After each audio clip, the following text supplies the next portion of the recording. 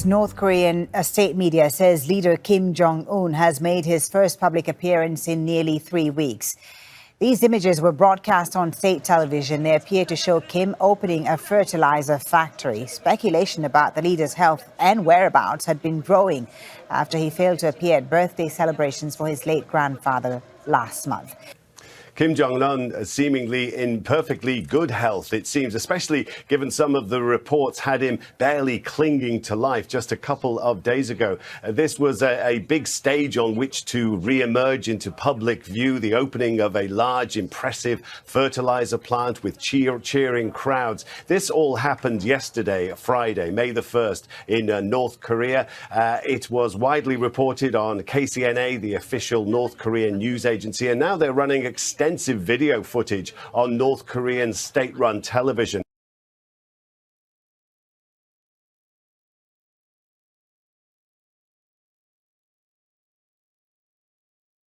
Canada has officially banned military-style assault weapons after its worst mass shooting in history killed 22 people. Prime Minister Justin Trudeau announced the buying, selling and importing of military-grade weapons would no longer be permitted, effective immediately. The new measure will apply to 125,000 weapons, ranging across 11 categories of assault rifles and other weapons. These weapons were designed for one purpose and one purpose only: to kill the largest number of people in the shortest amount of time. There is no use and no place for such weapons in Canada. The Trudeau government has vowed to strengthen gun control after a rise in gun violence, including the Nova Scotia killing spree. 22 people, including a policewoman and the gunman, died during the 13-hour rampage.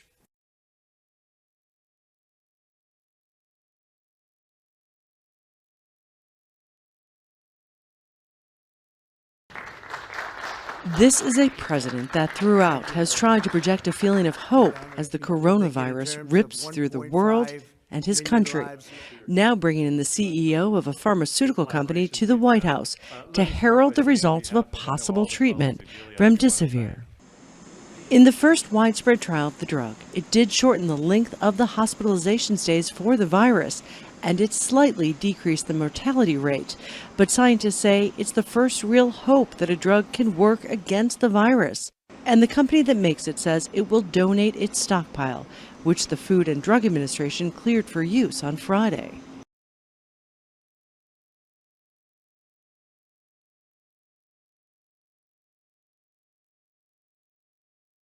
We discovered a new virus. One video published by a Chinese government-affiliated news site, a case in point. As China raises the alarm and swiftly enacts a lockdown, the US, represented by Lady Liberty, has only insults and incredulity. Reem Momtaz, that video, by the way, the Lego video that we just saw, it's on the Twitter account of the Chinese embassy here in Paris. Yes, you're right to point out the Chinese embassy in Paris, because they've been at the tip of the spear of Chinese propaganda and disinformation. We should say disinformation, if not lies.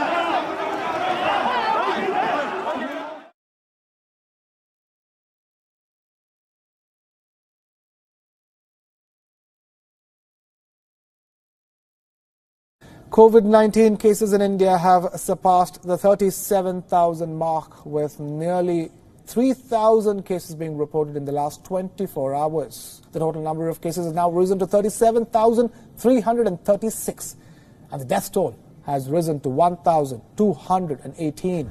In a worrying development, a Central Reserve Police Force battalion in capital New Delhi has emerged as a new COVID-19 epicenter. 122 personnel of the battalion have tested positive. The whole unit was quarantined after a trooper succumbed to the disease. Officials say that the count is expected to rise as the test results of other personnel are yet to come.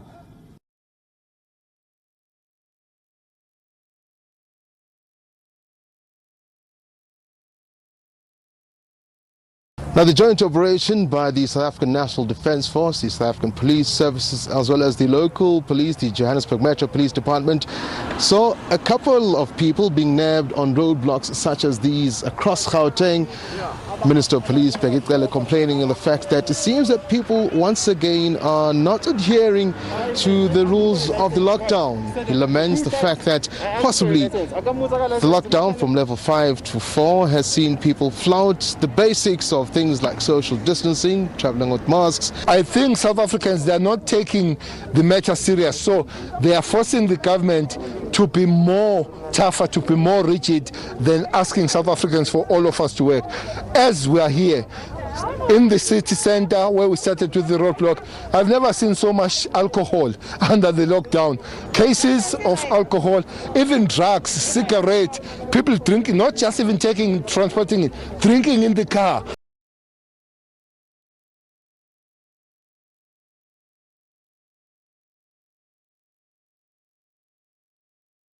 Joe Biden has for the first time addressed explosive allegations from a former assistant that he sexually assaulted her. The Democratic presidential hopeful denies it happened and has questioned her motivation for making the accusations. The next president of the United States. 6 months out from the election, this is not the breakfast TV appearance Joe Biden wants. Would you please go on the record with the American people? Did you sexually assault Tara Reid? No, it is not true. Tara Reid was 28 when she started working for Biden during his time as a senator in the early 90s. I was up against the wall, and I remember the coldness of the wall, and I remember his hands underneath my blouse and underneath my skirt.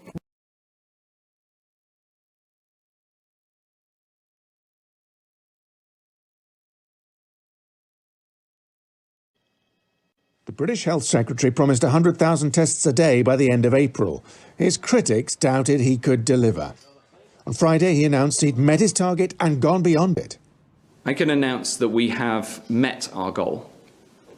The number of tests yesterday, on the last day of April, was 122,347.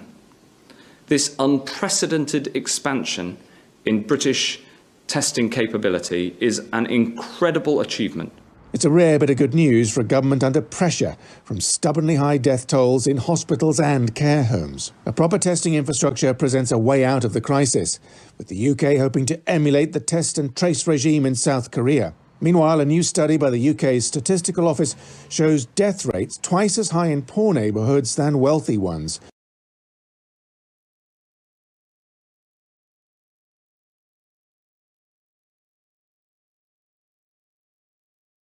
From one of the most congested cities in Europe to one of the most bike-friendly. To facilitate the exit strategy from the corona crisis, the city of Brussels is limiting vehicle speed to 20 kilometers per hour in all streets of its historic center. As from mid-May, pedestrians and bikes will have much more space to circulate. The idea is not to specifically limit the speed of cars, but to give total priority to pedestrians and cyclists. Because we have many very narrow streets in Brussels, and we have to make sure there is enough space if we want to succeed in this deconfinement phase. We want to make sure people can move around, and that they are not afraid to return to the city centre.